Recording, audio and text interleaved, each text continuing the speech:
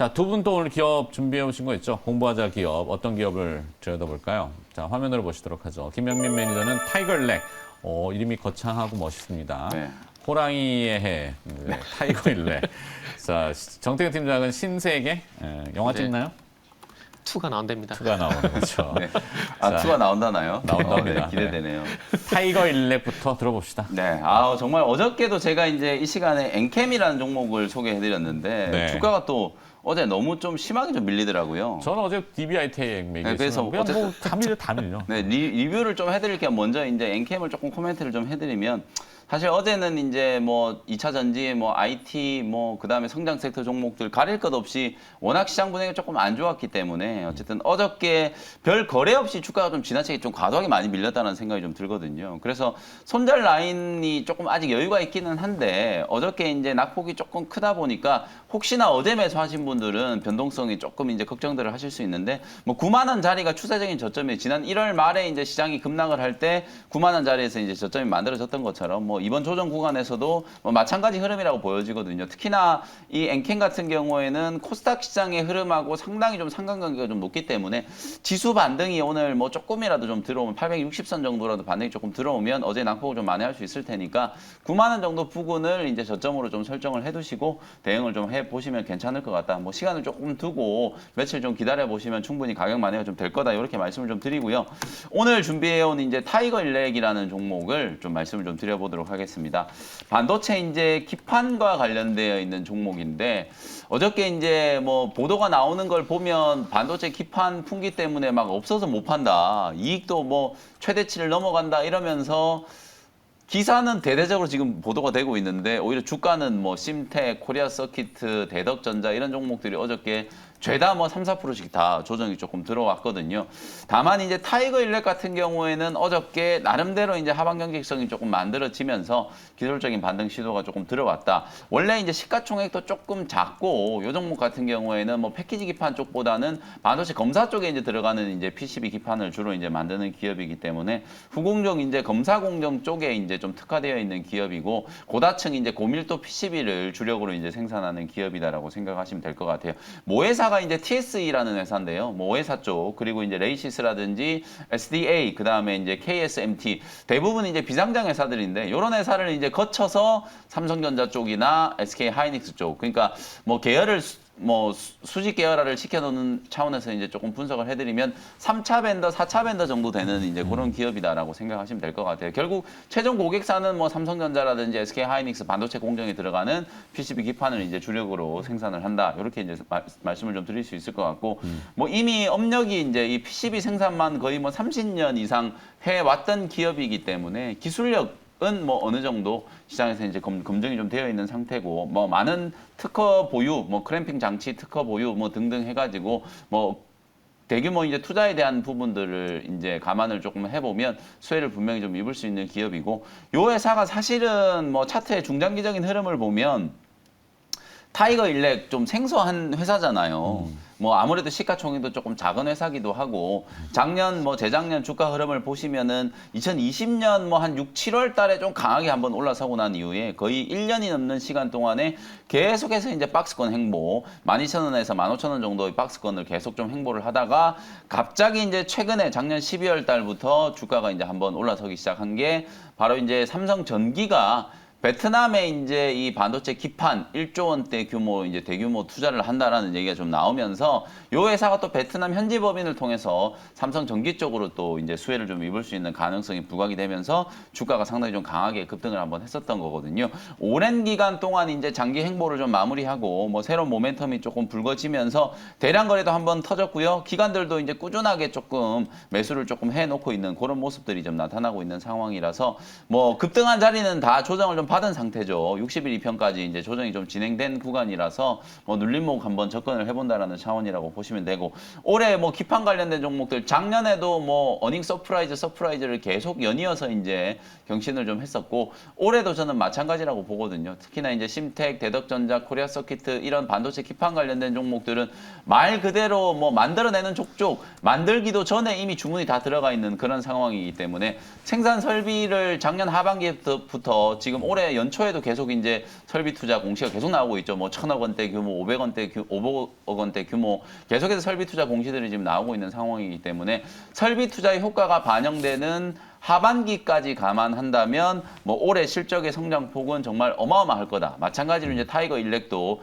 이런 식의 이제 캐펙스 투자가 좀 진행이 좀 되고 베트남 현지 법인의 이제 삼성전기의 어떤 수혜 그리고 삼성전자와 SK 하이닉스 반도체 업황 호황에 따른 어떤 수혜 이런 것들을 감안하면 여전히 좀 실적 대비해서 좀 저평가되어 있는 종목이다. 이렇게 말씀을 드릴 수 있을 것 같고요. 가격 전략을 정리를 좀 해드려 보도록 하겠습니다. 19,000원 아래에서 매수 접근을 하면 될 것 같아요. 어저께 이제 막판까지 오히려 이 종목은 종가 관리를 조금 해주면서 좀 끝났는데요. 네. 오늘 뭐 초반에 시장 분위기가 뭐 어떻게 출발을 할지 모르겠는데 뭐 장중에 19,000원 아래에서 이제 매수 기회를 주면 그때 이제 접근을 한다라고 생각하시고요. 1차 목표 가격은 트레이딩 관점으로 한 15% 정도 수익을 이제 목표로 한 22,000원 정도 보시면 될 것 같고 손절 가격은 17,000원 정도를 가격 전략으로 제시를 한번 해드려 보도록 하겠습니다. 네. 자, 반도체 후공정 장비, 검사 장비 업체로 타이거 일렉. 이래봐요 시가총액이 1,200억 정도죠 지금. 네. 굉장히 이 공정 부품 업체들 시가총액이 거의 뭐 진짜 그 상당히 싸요. 네. 장비 소재들 기업들보다도 너무 디스카운트가 많이 되고 너무 있죠. 많이 지금. 되죠. 네. 자, 그래서 그걸 참고해 보시고 뭐 주가 19,000원 이거를 보시지 말고 네. 시가총액을 보시면서 얘기하시면 되겠습니다. 네. 자, 가격 전략도 저렇게 친절하게 또 제시해 줬으니까 참고해 보시고요.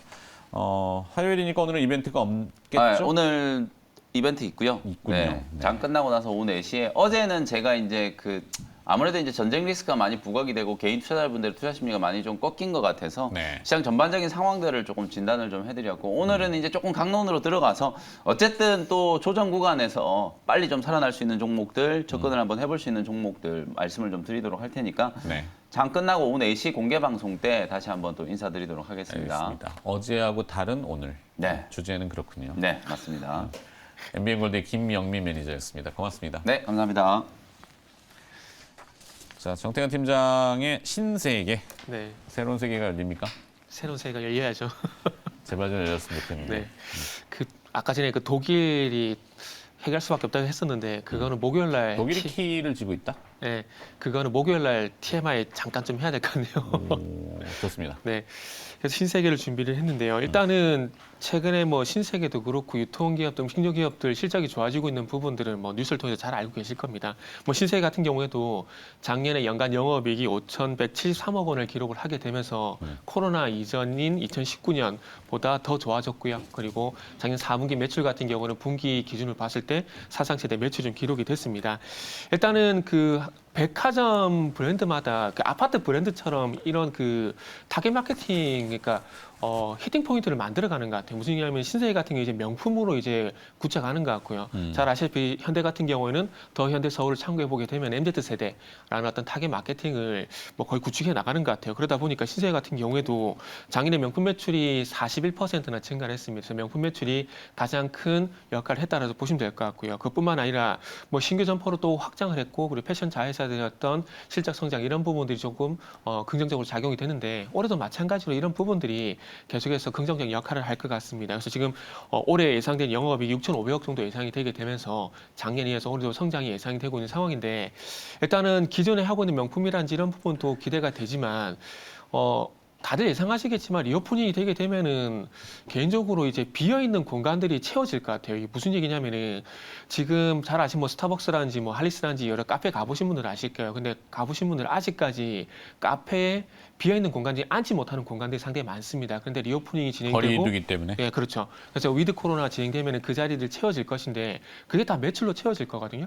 근데 지금 백화점은 물론 뭐 QR코드 백신 패스를 하고 있지는 않지만 이 백화점에 출입하고 난 다음에 식당이라든지 안에 있는 카페 같은 경우는 아직도 위드 코로나 해서 백신 패스가 진행되고 있는 상황입니다. 그런데 네. 만약에 위드 코로나 진행되게 되면 그 자들이 또 채워질 거란 말이죠. 그러면 그 자리들이 채워지게 되면은 그 자리가 채워진 건 매출로 반영될 가능성이 상당히 높다고 좀 봐지고요. 그래서 앞으로 저는 개인적으로 아웃바운드, 그러니까 해외로 나가는 것도 중요하겠지만 국내 내부로 봤을 때 인바운드적인 측면을 봤을 때 빈 공간을 채울 수 있는 산업들에 대한 어떤 관련주도 좀 관심을 가지면 좋을 것 같다는 생각을 하는데 그러다 보니 보니까 뭐 소위 말하는 브런치와 연결시켜 보게 되면은 베이커리와 연관된 종목들도 좀 봐야 될 것 같고, 그리고 카페라든지 이런 부분들, 그 백화점 백화점이라든지 복합 쇼핑몰 뭐 이런 부분들을 보게 되면 뭐 백화점 관련된 종목들도 당연히 좀 봐야 되겠다라는 생각을 좀 했습니다. 그러다 보니까 신세계가 최근 실적도 좋아지고 있고 그런 부분을 통해서 앞으로 좀 더 기대가 되기 때문에 다른 백화점 업체들보다는 조금 더 앞서 나가는 부분들이 있다라는 점도 말씀드리고 싶고요.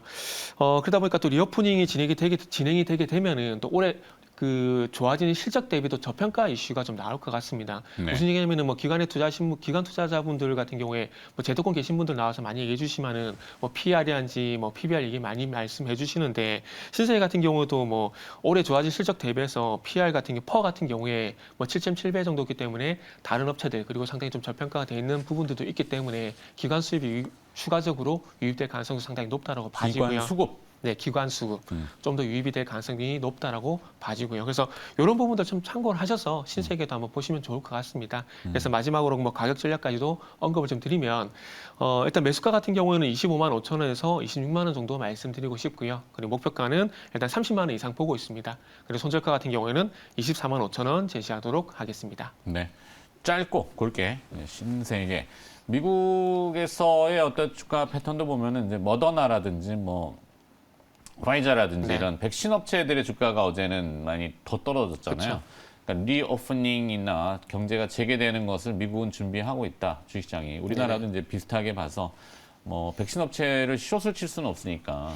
그러니까 리오프닝과 관련돼서 속매업체의 대표격인 신세계를 네. 얘기해 주신 것 같고, 신세계 인터내셔널도 최근에 장사 잘 되는 것 같고. 그렇죠.